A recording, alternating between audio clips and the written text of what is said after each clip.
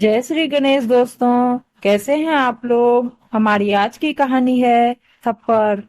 अरे बोला ना सॉरी। अब क्यों बेफालतू में बात को बढ़ा रही हो। चलो अपना हुलिया थोड़ा ठीक करो और बाहर चलो। सब वेट कर रहे हैं। थोड़ी देर पहले ही अजय ने सबके सामने रूपाली को थप्पड़ मारा था। कारण ये था कि आज अजय और रूपाली की शादी की सालगिरह के उपलक्ष्य में घर पर छोटी सी पार्टी थी, जिसमें सभी रिश्तेदार और घर वाले मौजूद थे।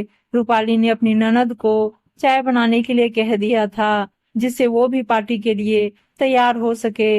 रूपाली की सास को ये बर्दाश्त नहीं हुआ कि मेहमान बनकर आई हुई बेटी को बहू ने काम करने के लिए कह दिया। जब सास ने रूपाली को इसके लिए डांट लगाई तो रूपाली बोल पड़ी, मम्मी जी, दीदी कोई मेहमान थोड़े ही है, इस घर की बेटी है और चाय बनाना कौन सा बड़ा काम है।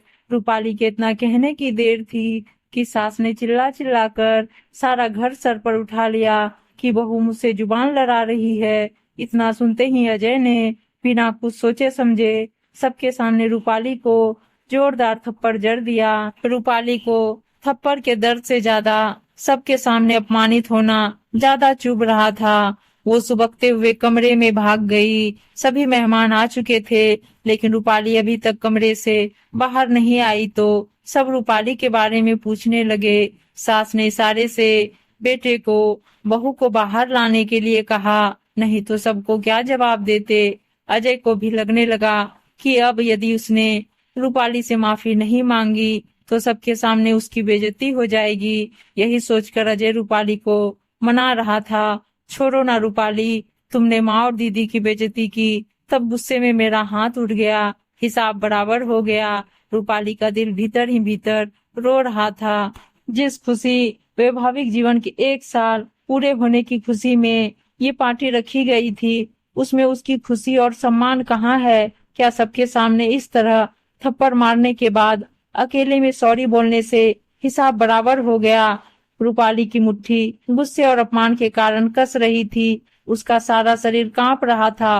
वो उठी, अपने आंसू पोंछे और अजय की तरफ देखा। अजय की आंखों में कोई पछतावा या मलाल नहीं था। वो तो रूपाली को उठते देख कुटिलता से मुस्कुरा रहा था। रूपाली खड़ी हुई अजय के पास आई और खींचकर एक थप्पड़ उसके गालों पर जड़ दिया।